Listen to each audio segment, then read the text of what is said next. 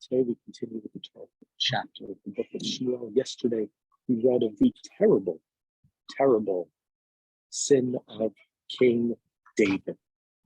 And God, the last verses said, after David slept with this married woman and ordered her husband killed, but he could not figure out a way to try to get the husband Uriah to sleep with his wife, and thus he went and he had Uriah killed. And this is where chapter 12 begins.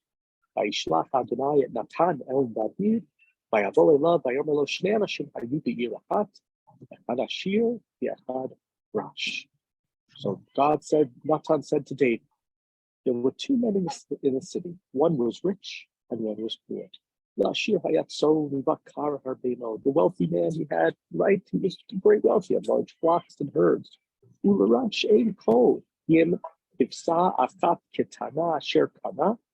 poor man had one little lamb, just like Mary. And he had bought it, and he let it down.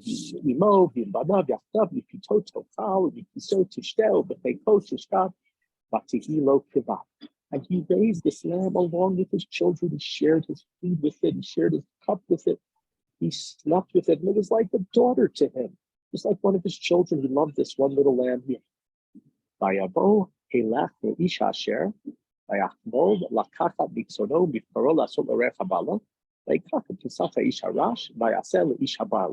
One day a traveler came to the wealthy man. And the wealthy man, he didn't like to, this is the Middle East. Hospitality is very important. So he had to feed the man who came to his house. But he didn't want to take any of his own food. He didn't want to kill one of his own sheep or one of his own goats.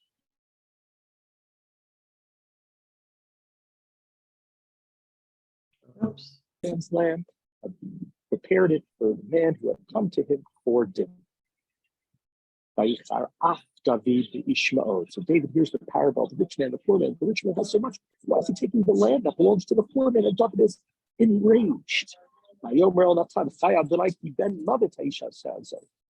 David said, swear by God that the man who did this deserves to die. And for the land he should pay 4 times. Yeah, we should do it 4 times because he did such a terrible thing and he showed no pity. So David says that, right, this is a terrible moment. This was a terrible thing that was done. How could this wealthy man have so much? How could he go and not take from his own land? That's what he should have done. But he takes the lamb from the poor. David is enraged, the man should be killed, he should pay 4 times. Pasuk Zayin, up to verse 7. Vayomer Natan el David, Ata ha'ish. Natan we had earlier. David asked Natan if he could build the palace, the Beit HaMikdash, build a temple for God. And first Natan said yes, and then Natan said no, God doesn't want you to do that. And now Natan is the one who delivers this parable. And when David is so upset about everything, what does Natan say to him? Oh, by the way, you are the person. You are the wealthy man. You took the wife of a regular guy when you had so many wives and so many children. And thus continues, God wants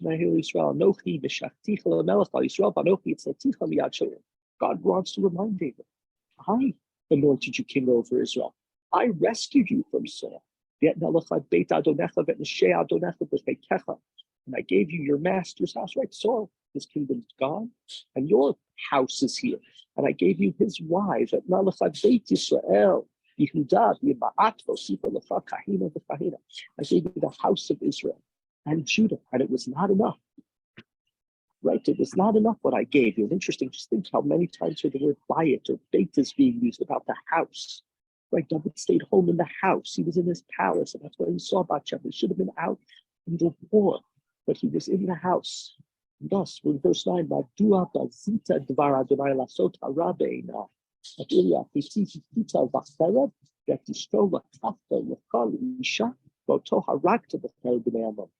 how could you go against the command of God and do what displeases him? You put Uriah to the sword, you took his wife, you made her your wife, you killed him by the sword of the Ammonites. Right now, did you kill him with somebody else killing him? Oh, it's so bad, David. You couldn't even do it yourself. I think I would have been okay. But this is you. You are this person who killed, who stole, and who didn't have any remorse. Viata, lo tasur terev mibeitcha ad olam. Therefore, the sword shall never depart from your house. You will have problems. Because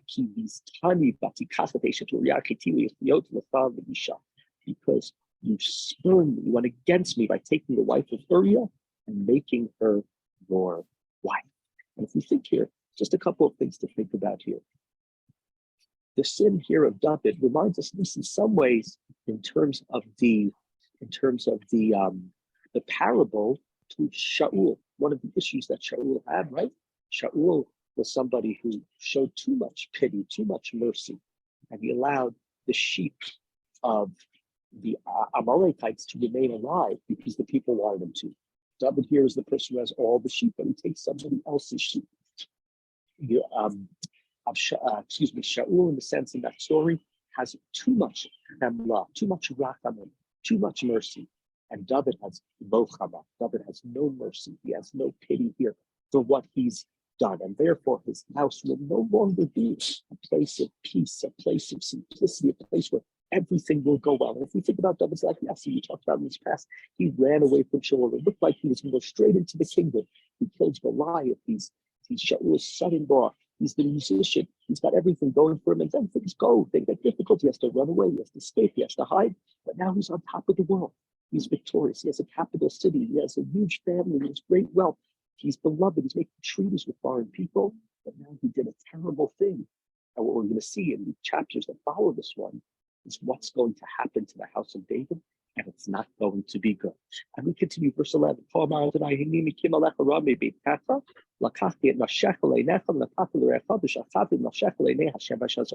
And God says again with the theme of the house, you were in the house, you did something wrong, you left your house. I will make a calamity rise against you from your own house.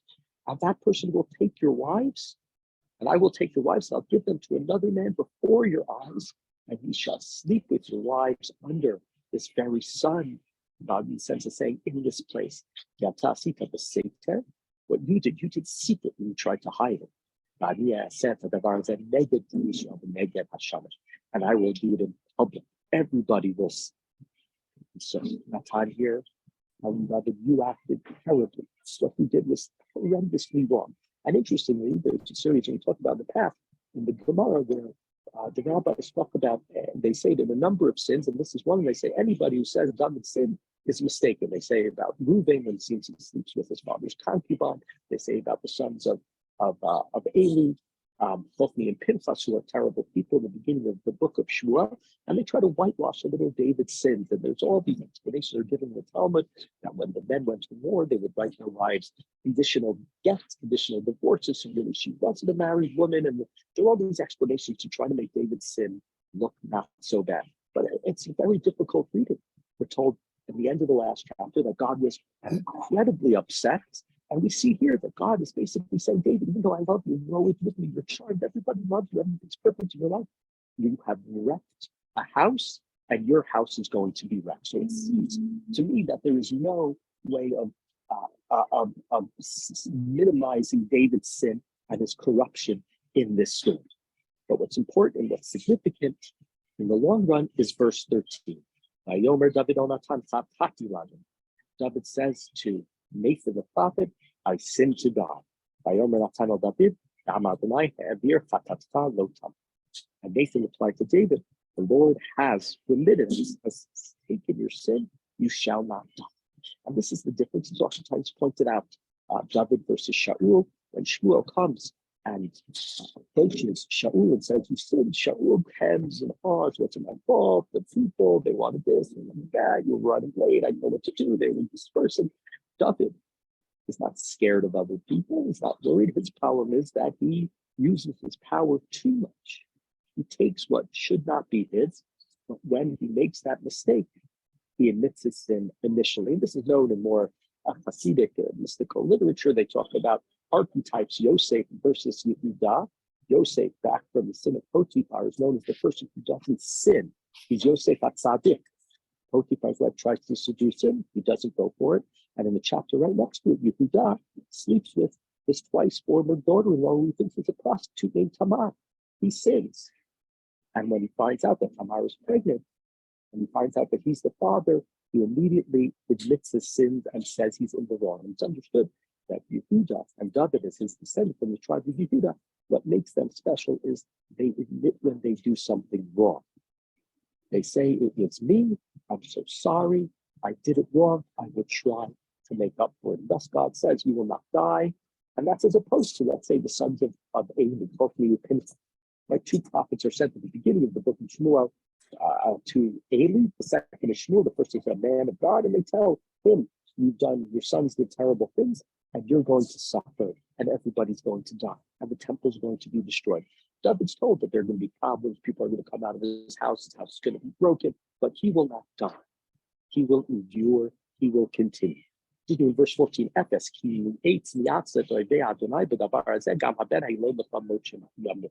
but since you spurned the enemies of God, look at what you did. Even this child who Bathsheba is carrying shall die. And Natan went home to his house, right? Again, there you see again the word Beito, his house. Natan goes home to his house is fine. And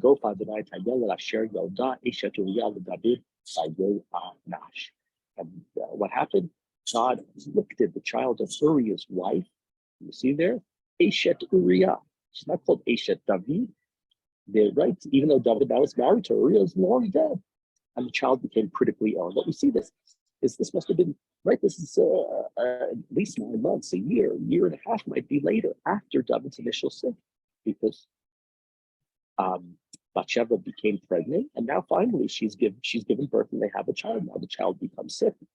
And so this is a long time. David had a long time between the time of his sin to try to figure out how to maybe in some ways make things right, but he hasn't. Continuing in verse 16, David,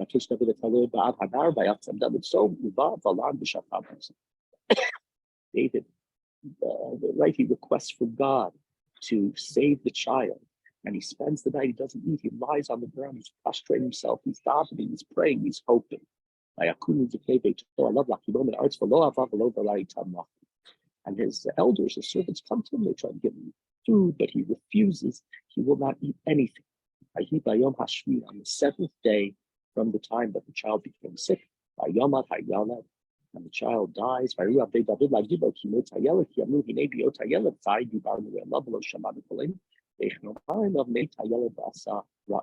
And his servants are scared to tell him that the child is dead. Look at what he was like when the child was sick, was critically ill. What's he going to do when he finds out that this child is dead? He can do something terrible. And David sees them. But they're whispering, they're talking, they're not speaking to him. By then, David David understood that the child had died. David asked them, has the child died? And they said yes. So then David gets up from the ground by Yeshivas. He bathes himself by Yosef, by Chalichsim, Lotam, by Abo, Beit Adonai, by Ishtachu, by Abo, Beito, by Ishal, by Asimu, Lechem, Mayotha. Child is dead. He has nothing more to pray for. It's happened. And so he bathes, he puts on the clothing, he goes to the house of God. It's not the Beit HaMikdash. God, is sitting behind a curtain. David cannot build the temple. Bows to God. He goes home and he asks for food and he eats. And his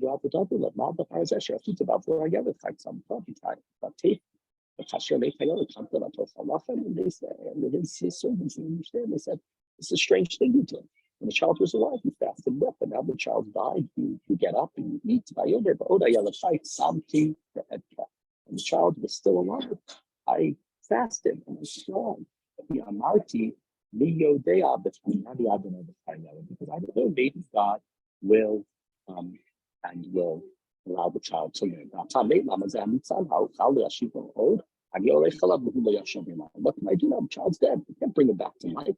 David ate Bathsheba, and David now has to go and has to be menachem to his wife Bathsheba. And so interestingly here, we see at least in some way, before she was called Eshet Uriah, David said, I did something wrong, the child is dead, and here she's no longer called the wife of Uriah, here she's called his wife.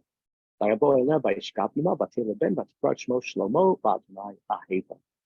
they are married, sleep together, they're intimate. She gets pregnant, she has a child whose name is Shlomo. Obviously, we know that child. That child's going to become important. And this, again, is a demonstration just in this one chapter that David's going to suffer further, that David has been at least somewhat forgiven from his sin, because God loves this child and God allows to have this child. And he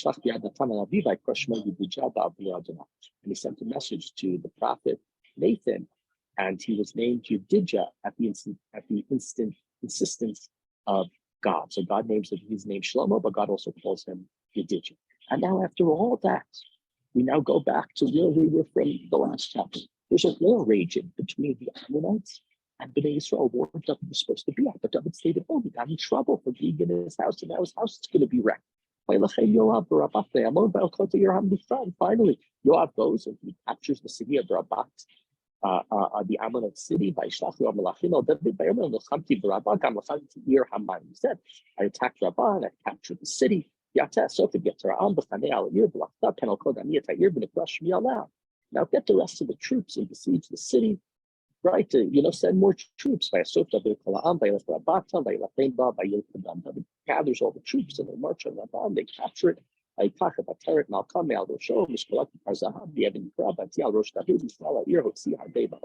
they take the crown. It's a huge crown, and David is able to put it on his head, and they also get lots of loot. That's on the Shabbat. See.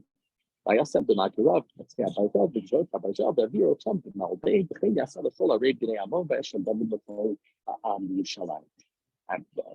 David leads the people out, and they go back home, and they have all of these things that they got: iron, threshing boards, and axes, brick-making equipment. And David got all the loot from the people of Ammon. And then David and his troops returned to Jerusalem. And so here, this whole story begins with David not wanting to be involved in the fight, not wanting to be involved in this war between Ammon and Aram and Bnei Israel.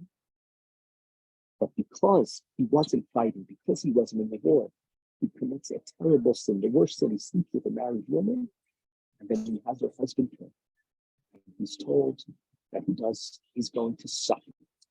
And one of the things that David says here is he says, the person who stole the lamb back to the parable should pay 4 times. And what we'll see is there's going to be suffering for David 4 times for the killing of Elimelech. And here in our chapter was the first of the 4, the passing of this baby. That's the first of David's children who we will see will die during his lifetime, will suffer during his lifetime, because David pronounced the punishment, and he will be the one to get it. And we'll continue to know with more of the punishment coming forward. And remember the key word from this chapter over and over again: the house. Beit David, the house of David. The house of David was a wonderful house, and everything looked perfect. And God's going to love your son, David, is what he was told when he wanted to build the temple. But now things have come to an abrupt halt. David will not die. Presumably his kingship, his dynasty will continue, but his house is going to be wrecked, and somebody from his house is going to begin to cause those terrible things.